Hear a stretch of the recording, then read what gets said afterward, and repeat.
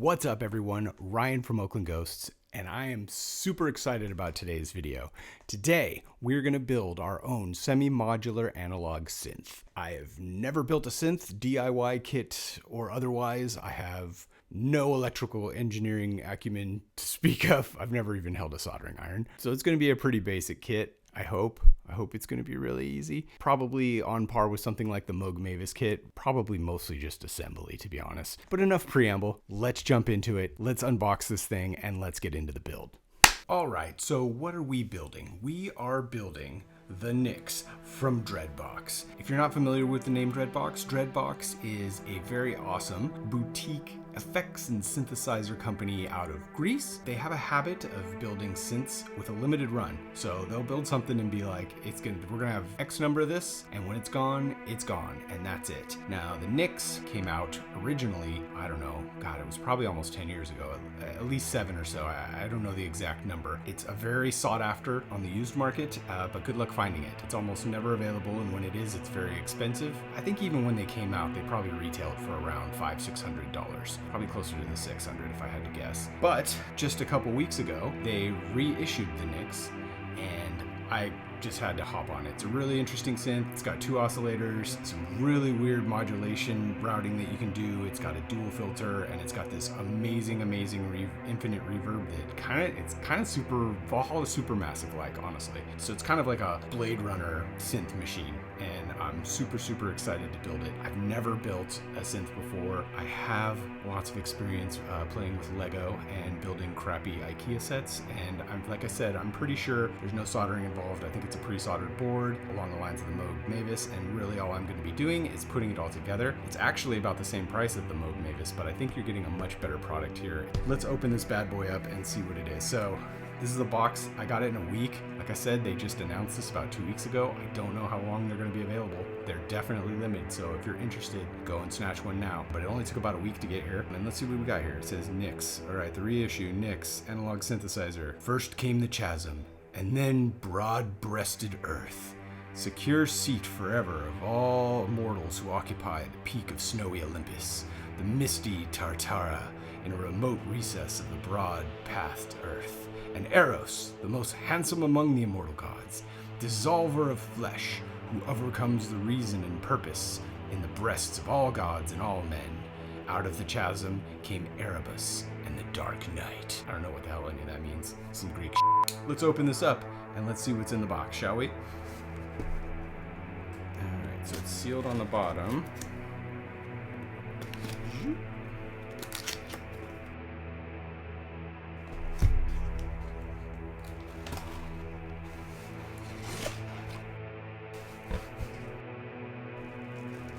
Alright, we have got, this looks like the front panel here. Very nice, very nice. Inside here, it looks like we've got all the rest of the stuff we're gonna need.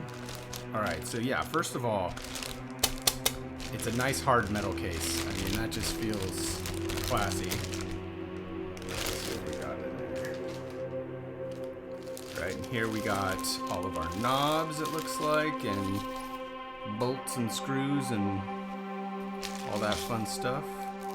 Okay, and here it looks like we got a bunch of boards. I don't want to mess with these too much. I don't know what the heck I'm doing.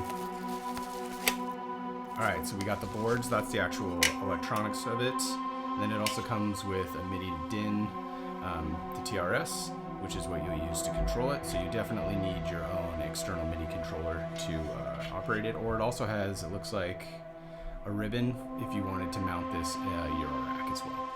And then yeah, it's a super nice metal case. Looking really clean over there. And then we got all our stuff in here. All right, well, let's see what we have to do. I'm gonna have to whip up the instructions. All right, I'm just gonna get this stuff all settled on the table, and then we'll jump back in and we'll get to it. All right, so I've got all the pieces kind of organized, and I'm ready to start putting this bad boy together. So the first step, I've got the instructions. There's a construction manual available on the website, so I'm just kind of following along on another page there. The first thing we wanna do is put the LED lenses in. So let's see what that's all about.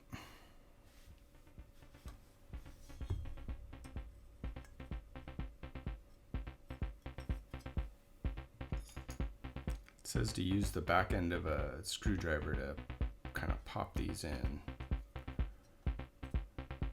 So that's what I'm doing.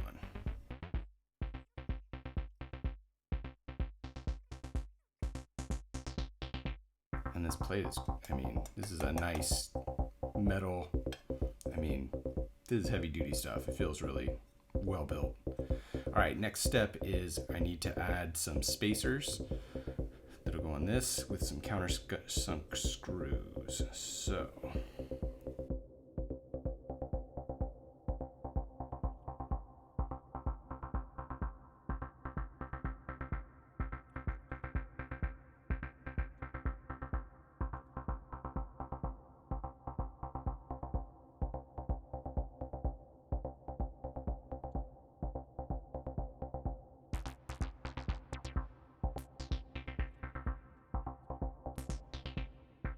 All right, cool. What's the next step? Step 2. I'm gonna stick this here for now. The M3, so I'm gonna use this guy, and these guys. 10mm screw and a washer to the top board above the second to right slider, as shown. Oof, yeah, this is great. Pictures on this one are not super.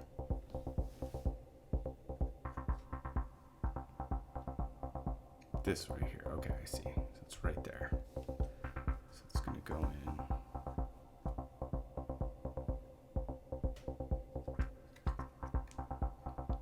It's right here.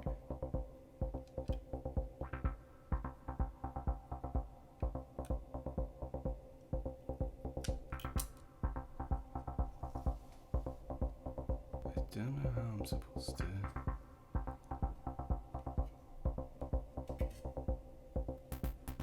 I might have to disconnect this, but I don't want to. Shit.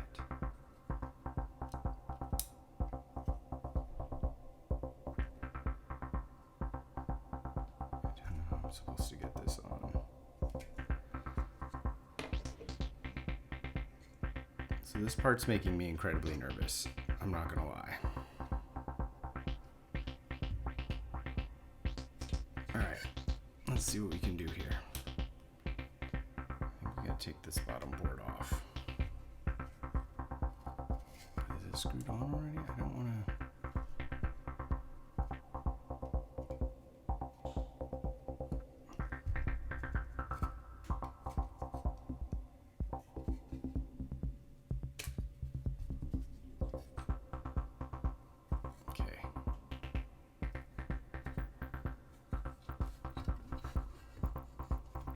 Not gonna lie, that makes me pretty nervous.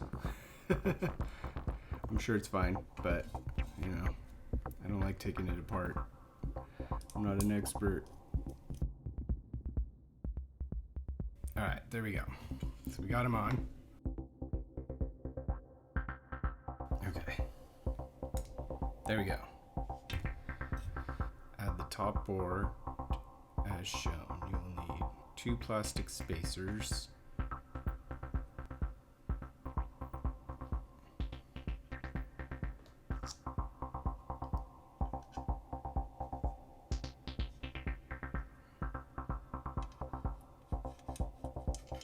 So we're gonna put the top board on. This really does make me so nervous. Hopefully I'm not messing anything up. It doesn't look very fragile though, to be honest with you.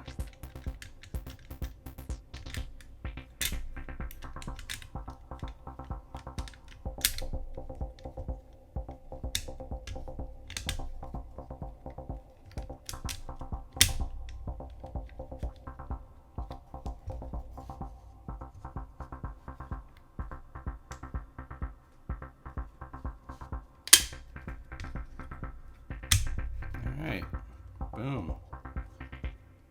There. Hopefully that's good. Got the face on.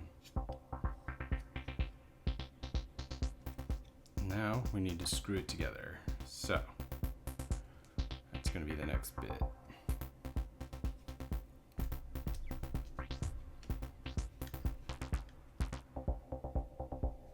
So it said we need 3 screws. Here, here, or 4 screws. Where the heck's the 4th one go?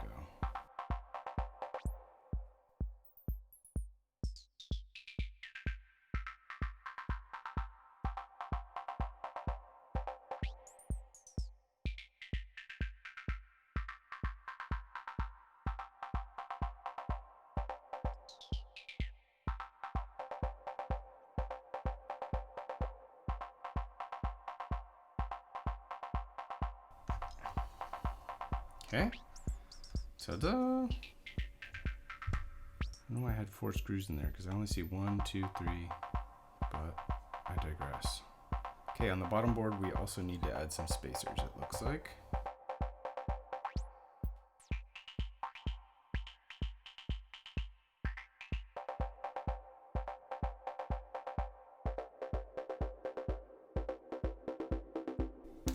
Okay, got our spacers. Next step.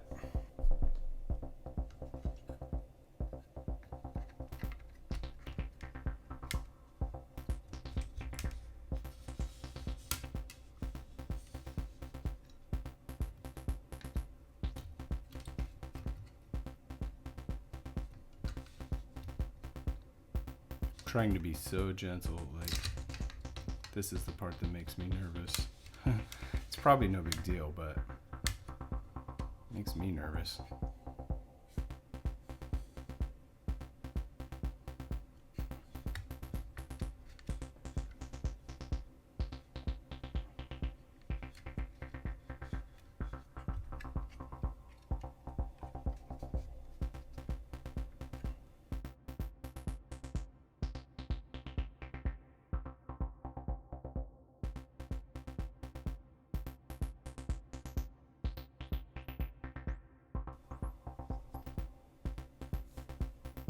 So now we just got to attach the power board to the assembly.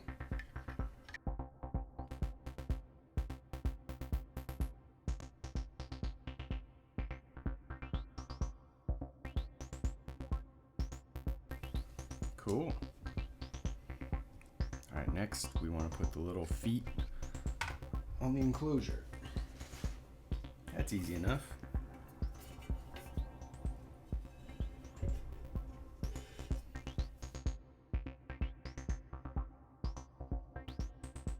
And that'll just keep them from sliding around too much if it's on our flat surface. I have a rack, so I don't think that's going to be my problem.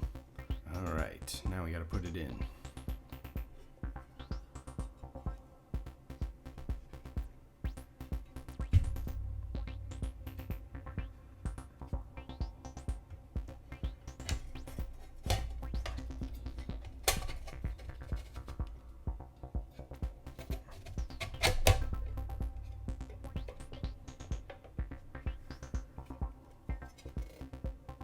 Yeah, looks good.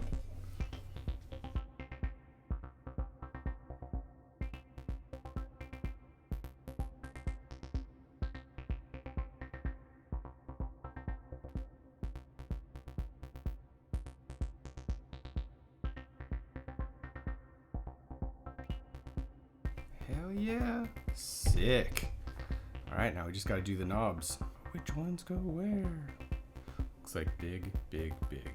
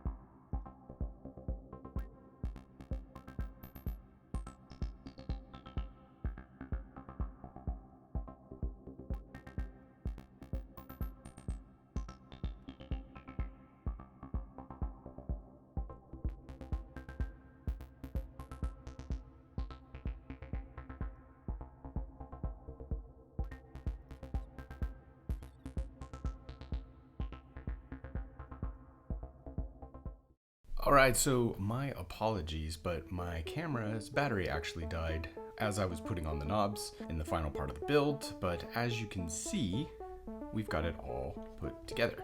So the build is complete. I got the knobs on, man, and they're really great. Everything feels really solid. This build is just, it's nice, metal all around, got all kinds of faders and switches, and you know, the knobs have a satisfying click to them. It's just a really high quality build. I can't wait to see what this thing sounds like, which is what we're going to be doing in the next video. In the next video, I'll give you an overview of what the routing is, what the signal path is, and what this synth sounds like, and what our different options are for manipulating that sound, because there are a lot. Overall, I'd say it was a pretty easy build. I mean, as you can see, it really was basically just assembly. I didn't have to solder anything. It wasn't complicated. It's definitely a beginner build, to say the least. Overall, shouldn't take you more than an hour. My only real friction points, I'd say, were actually the knobs. That was the hardest part. These guys, the big knobs were no problem, but these little knobs, you need a tiny screwdriver, which I have, but as you can see, mine kind of flares out a little bit, and that was just too wide to get into the small holes. So I could not tighten the bolts on those knobs with the screwdriver. I actually had to use my knife, which I would not recommend. That's probably a stupid way to do it, and I probably stripped them, but you know what? I got them on. They're nice and tight. They feel good. So I guess I can't complain too much. It's ready to go. My years of building crappy IKEA furniture obviously taught me how to improv. So there you go. Like I said, it was a fun project for me just because I love synthesizers, and you know, fun to see the internals in there. I was a little sketched out by putting the boards together and stuff like that, but it really wasn't that hard. It was pretty simple, and for the same price as something like the Moog Mavis, you're getting a much more interesting and capable heavy-duty synth, which we'll explore in the next video. So anyway, if this seems like an interesting project to you, I would hop on it right away. Like I said, Dreadbox only does limited quantities of all their stuff, and once they're gone, they're gone. So there you go. I got a synth for about half what it retails for normally, less than half what it retails for normally, and all I had to do was build it myself, which I actually kind of enjoyed. So yeah, hope that was interesting. If it was interesting to you, consider subscribing. We're pushing on the door to 1,000, and it'd be pretty exciting and pretty cool if we could break that threshold. In the next video, we'll go over the signal routing and the different ways that you can change it, because there's lots of ways through switches and through the patch bay. But yeah, we'll see what this thing can do and what it sounds like and what you can expect in the next video. Thanks for joining me. Ryan out.